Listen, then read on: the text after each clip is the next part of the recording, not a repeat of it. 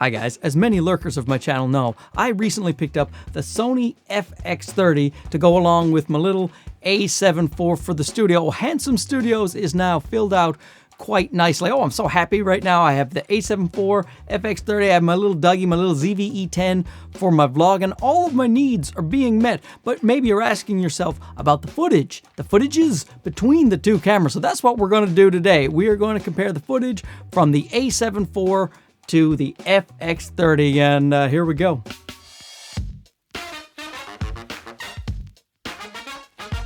So here's what I'm going to do. I'm going to compare the 4K footage, I'm going to compare the 1080 footage, and I'm going to compare the slow motion footage. I will also do a rolling shutter test. People love the rolling shutter test. And then at the end, I will do a low light comparison. And yes, I just did a low light comparison between the A7IV, the FX30, and also the little ZV-E10 just a couple of days ago. But the low light test I will do today will be different. We'll talk about that at the end, you know, for the algorithm. Stay tuned.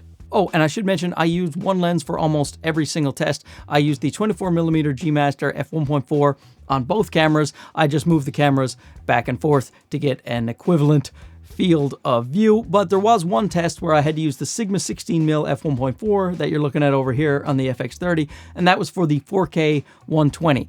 Because when it comes to 4K 120, because it crops in 1.5 times, I didn't have enough room in my studio for that, so I had to use the 16mm instead. But the 16mm on Sigma, that competes very much with the A7IV and a 24mm G Master. In fact, I will show you side by side at the end as a special treat also for the algorithm, a comparison of the Sigma 16mm right next to the 24mm G Master on the A7IV, Sigma 16mm will be on the FX30. Anyway, let's just get into the tests. First test here is just 4K, 24 frames per second, go.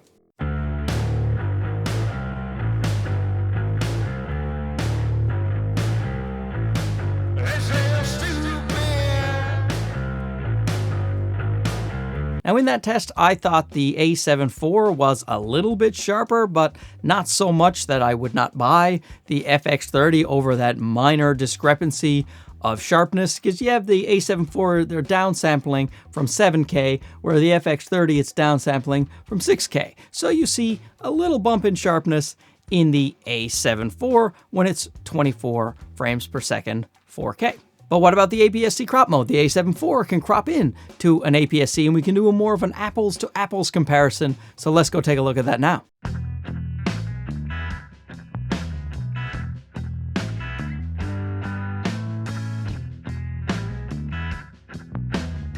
Once again, the same thing. I thought the A7IV was a hair sharper, but nothing to write home about. Both images look absolutely fantastic. I mean, it is my face after all, but I really like what I'm getting out of both. And obviously, as you can tell, it is quite easy to match them in post. But now let's move on to a higher frame rates and see how they do. Let's go in to 4K 60 because they both do 4K 60. The A7IV crops into APS-C mode, but the FX30 doesn't crop in to APS-C mode because it's already in APS-C mode. Let's just do it.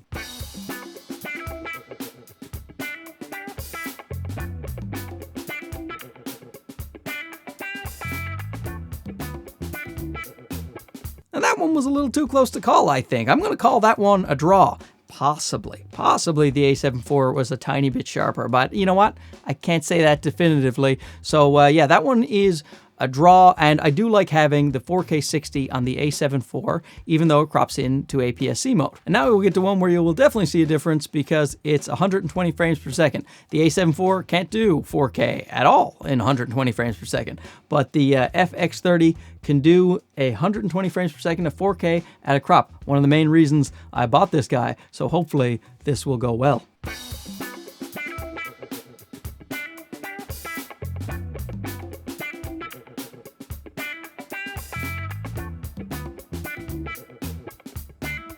Well, that was pretty obvious. I don't know what device you're watching this on or what YouTube will do to the compression, but on my computer here, it is very clear the 4K is far sharper than the 1080 120, which you would probably figure. Now, I will say that the FX30, its 4K is not quite as sharp as its other modes. It is still plenty sharp and very acceptable, but let me just show you here the FX30 in 4K 60 versus 4K 120.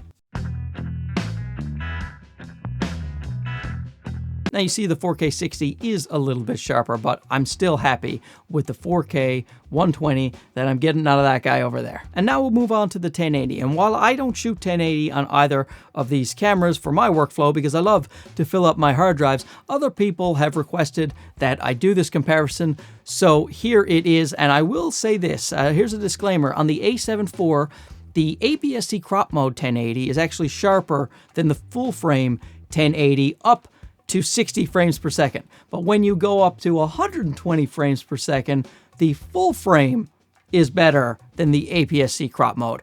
Clear as mud? Here, let me just show you.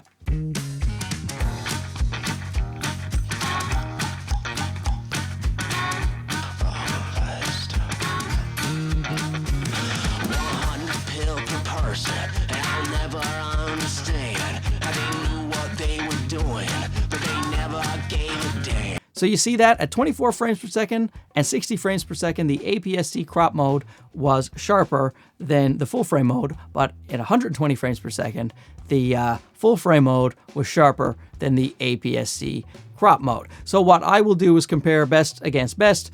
I will compare the A7IV's 1080 in crop mode, except for 120 frames per second, where I will switch to full frame. Here's that test.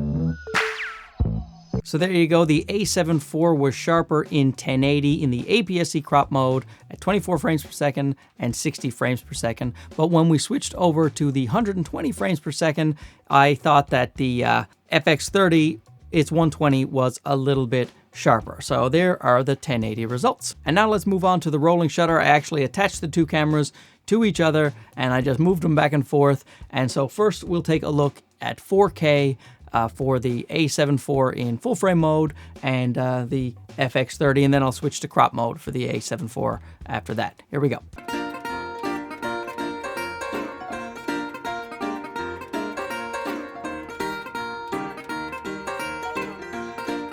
Now, honestly, both cameras are about the same when it comes to the rolling shutter. I found there wasn't much difference between the two. The A7IV might have been a little bit better, but the FX30 was on top of the A7IV, so that might have been making the top of the fence look like it was a little bit swayier. Then, is that a word? That is definitely not a word. It was swaying more at the top than at the bottom, but from my eyes, from what I see, I think that they are about equal. Now, where they're not equal is in the next test.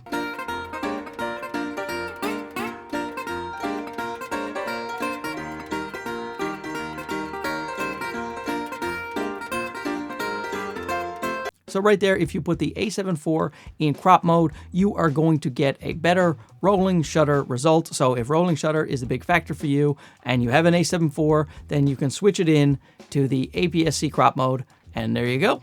And now we'll move on to everybody's favorite, a low light test. I went back out to the east wing of my estate to do yet another backyard low light test. I like to be out in the nighttime because when you just do a high ISO test in the studio, it's kind of hard to tell how it will react in the real world. At least for me, it's hard to tell. So I like to have it actually out there where it's all dark behind me and I can see the noise and things like that. And the color shifts are a little bit more obvious to me. Now, here is what I did with this test. Instead of letting the white balance be auto and let the ISO just do what it wants in order to expose the way the camera thinks it should expose, I set my white balance to manual, and I made sure to keep the ISOs the same, just so even though ISOs vary from camera to camera, at least this way you can look at the ISO and see how they are doing. But anyway, here's the test.